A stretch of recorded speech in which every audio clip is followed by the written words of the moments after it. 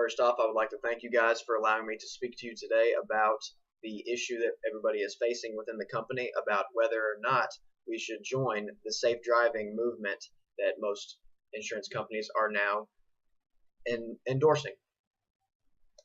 The biggest thing for me is that we have been the biggest auto insurer since 1942.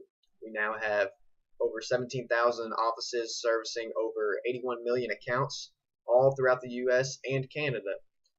And the thing that I'm kind of concerned with is, are we just trying to compete with the people that are below us? Because really, we have so much business as it is. Is it really all that worth it to try and branch out and just do what everybody else is doing in order to save some more money? Possibly.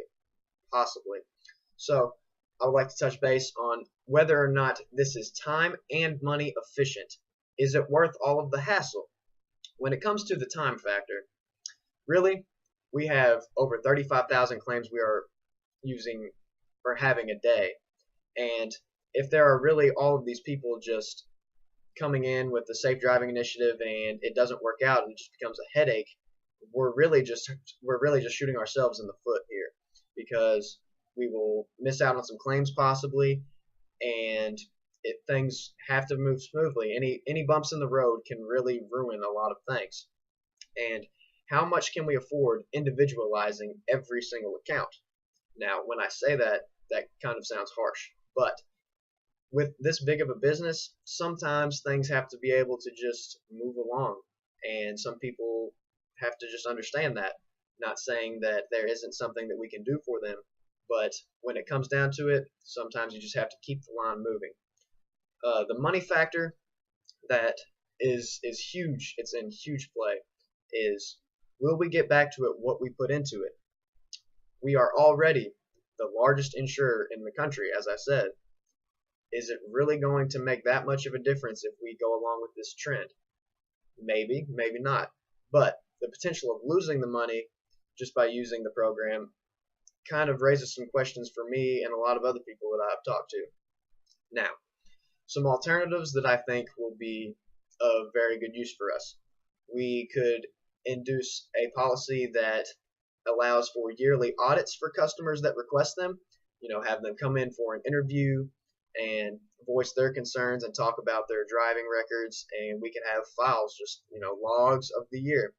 And based off of that, maybe we discount their insurance by certain percentage points based on good driving, how many years they've been with us, or maybe just by some other random factor that everybody else comes up with. And the rewards program that we base off of this could, range from, 0 to 10 on how much we're willing to offer to take off of their policy. And as it goes with the invasion of privacy is what people are really worried about as well. People really, they don't want us knowing where they're driving. They don't know what we're going to do with that, and they don't know if we're sending it to law enforcement or if we're finding out where they stay or finding out where they go. And people just don't like that. People like to be private. They like to have their own private life separate. I understand that. Everybody understands that. But what they need to understand about the Safe Driving Initiative is that if it is implemented, that information will be irrelevant, because it is supposedly just based on just a regional area, and it does not show direct routes, or you can't access that type of information. So if there was a way that we could voice that to customers, perhaps maybe that could change their minds when they're looking into this. Also, another alternative that I would like to possibly throw out there is that setting up a rewards program based on how long a customer has been there. And that sounds kind of silly to just say, oh, you've been here for 5 years, here's a 5% discount. No, I worked for a company when I was younger, UPS, and they had milestones, and every time you reached a milestone, if you qualified for that milestone, you got some type of reward. Maybe a system like that could work out better if people are just completely uncomfortable with the whole experience. But my recommendation is that we stay the course and we don't even worry about this, because really it's a crowded market. there are many other people doing it, what really will we do to differentiate from everybody else?